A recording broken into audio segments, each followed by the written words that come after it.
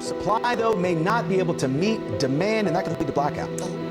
They are preparing for a, quote, possible worst-case scenario. NOAA's Climate Prediction Center is calling for above-average summer temperatures, meaning blackouts are possible for large parts of the country west of the Mississippi. Missouri and southern Illinois are at risk for rolling blackouts this summer because of energy demand shortages. is also rising prices. There's a nationwide energy shortage, which is causing a steep increase in the cost of wholesale power. People are going to start scrambling into hardware stores like this one to get those generators and batteries because as temperatures He says rise, California could be 1,700 megawatts short of what it needs for the power grid to properly function.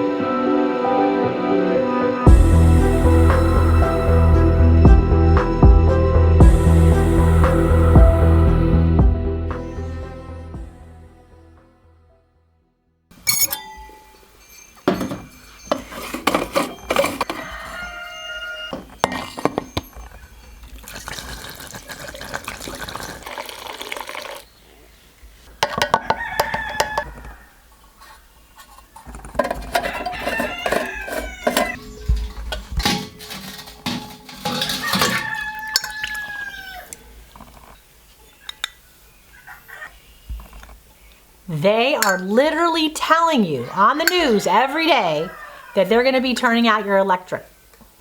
There's a lot of people out there that say, no, no, they can't do that. They can't do that. Yes, yes, yes, they can. They're telling you what could be happening. And not to mention, you know, what if there's tornadoes, hurricanes, natural disasters, you know, like earthquakes, and you don't have electric. You don't have any way to power up your air conditioning or put your lights on, or you can't charge your phone. What are you going to do? Doug and I, my husband Doug and I, have been living off-grid for the past 13 years, and we don't have any electricity whatsoever. We produce our own electricity. And as you guys can see today, I am getting my oil lamps cleaned. I like to clean them because they get a little dusty sometimes, and replenishing the oil that goes in them, because this is one of our light sources that we have. So if you guys are not subscribed right now, make sure you go ahead and hit that subscribe button so you can stay tuned at all the cool things that we're going to be doing and talking about here. Because we have been living off-grid for the past 13 years. And so I think we have a little bit of experience in this area. So what I wanted to do today is go over with you guys all the different ways we light our home. And then that way you'll be prepared just in case something happens, and then you can have a lot of these different options. Because like I say, we have been doing and using all these options, and these are the ones that are tried and true to us that we've been using for years. So stay tuned.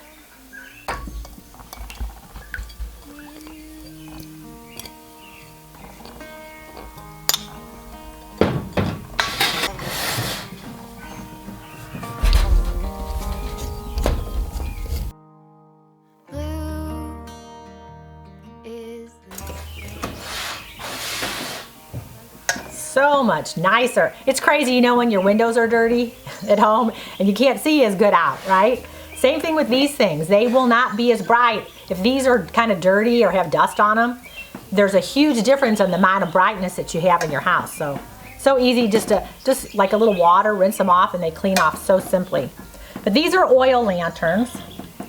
And when we first moved off grid, this was really one of the first things that we got to help light our, and we use a clean heat. It's a kerosene alternative. So there's no smell. It doesn't smell like kerosene, so it's called clean heat. And that's what we've been using all the time up here in our lanterns. There's really not much to these. You know, the one thing I would tell you if you do get them, the one mistake that I did, I bought a lot of the wicks. What are you? There, the wick. The wicks will last a very long time. So when you go, if you're going to get any of these lamps, you don't need as many wicks. This is what you'll need more of, because crazy things happen, you bump them and they break, and this is what you're going to go through the most. So these are really easy to maintain. They give you a very nice light. The oil does last a very long time. Just remember, if you do use them, when the wick is high, you're going to have a lot more smoke. It will be brighter, but it'll start to make it sooty and get black on the globe here. So it's generally, you want it kind of lower and then adjust it. And then that way you won't get the smoke, because you don't want it to get sooty on the glow part. And then that way you'll have a nice burn, and it will last you many, many, many, many hours. And if you want to know more about these lanterns and how to operate them and all about them, I did a whole video on it way back, so we'll put a little link somewhere and you guys can go back and check that video out, because it was really good. It kind of went over a lot of the stuff and how to actually kind of maneuver around a lantern if you're not familiar about them.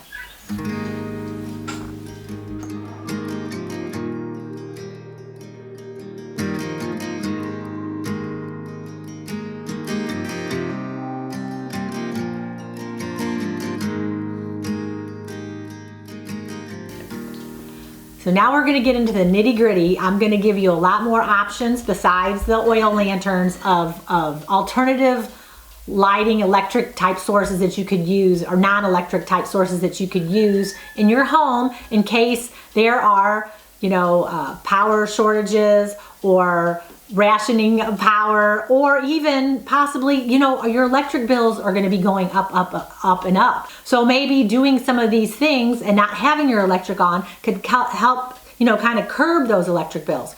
So these are things that I have used, my husband's used, we've done them for the past 13 years. They are tried and true and they work great. Now, we just talked about, or I talked about, the oil lanterns. The one thing that I cannot live without are headlamps. So if you guys don't have headlamps, because a lot of them just have one setting on them, as you can notice on this one, watch. There's 3 settings. When you put it on the high setting, it will burn out very quickly. So usually when I use it, and it'll last me a long time, I do the middle or the last setting on them. And then a lot of them will have a red light on them also. That will be good, so if you want to do things at night, if you want to walk around at night, or if you get out of bed or whatever, the red light helps. It's not so bright. But over the years, we used the headlamps and they were just batteries. It was before they had the rechargeable ones. And it's really a problem, you know, getting the batteries, and then you don't know how to dispose of them, and it's not really economical.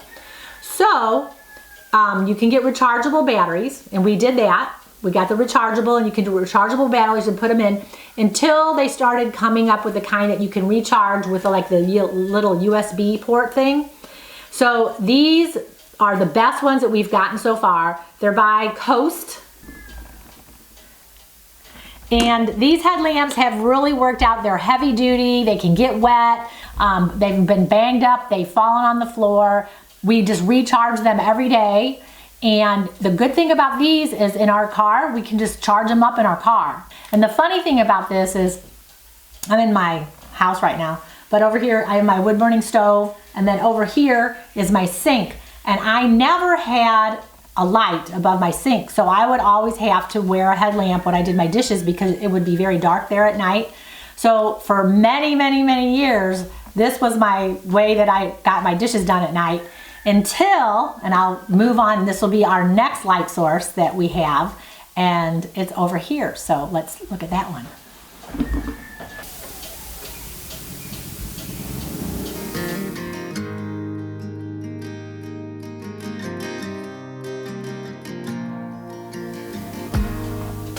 And as you guys can see, I have these nice little hanging lights in here now. This is a new addition.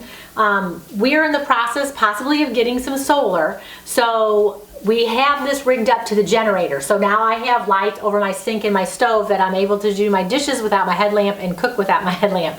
So it's been wonderful. And we've had a lot of questions and comments about, what are these lights? What are these lights? They're just basically these outdoor lights. And actually it's a blessing. It's worked out very, very well.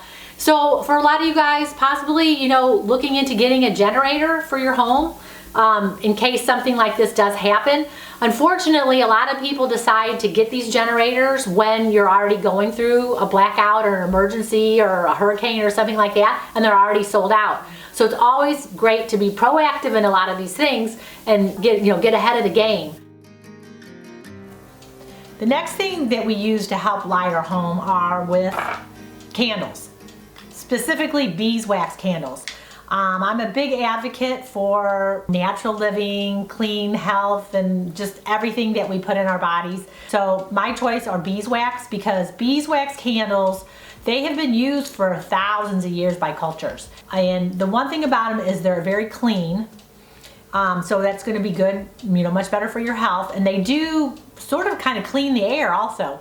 The one thing I like also is they really don't drip. So if you get ones that are very natural, that don't have a lot of scents in them, or if they have, they put like colors and things, and generally the wicks are trimmed pretty good, they hardly drip at all. They're not like other candles that'll drip. So these burn very well, and they burn longer than all the other candles. So economically, when you look at them, they cost a little bit more, but in the long term, for your health, your breathing, the fumes, they don't burn and they do last longer. These are really cool little hooks that you can put in mason jars in all different sizes. The jars kind of help produce more light.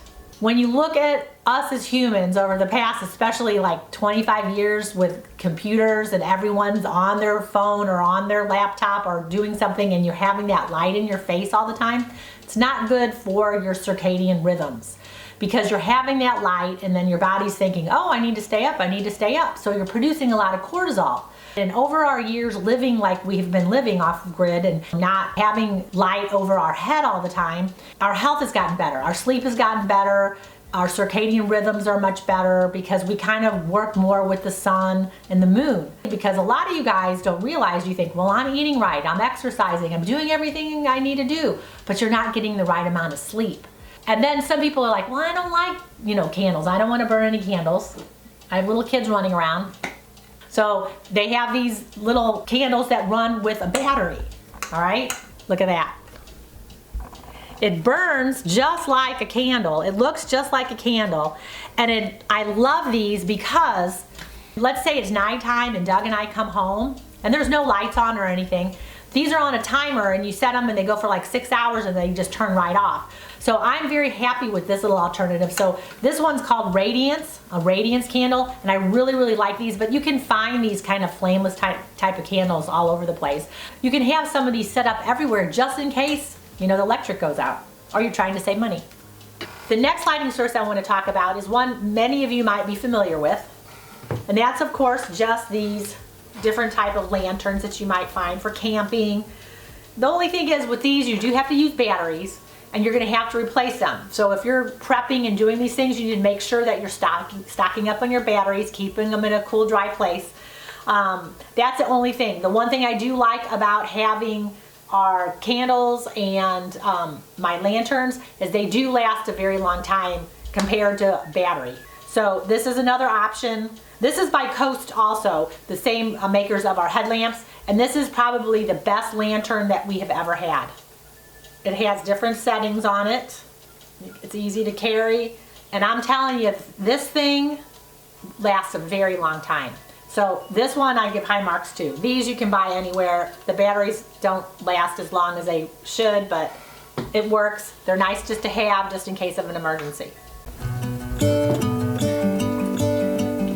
Guys, we are all in this together. We all want to help one another. We are all one big community, and we all need to help and support one another. And what one person knows, we all glean off of each other. Well, I guess what we're trying to do here is help some of you guys in your journey, because we want to be proactive.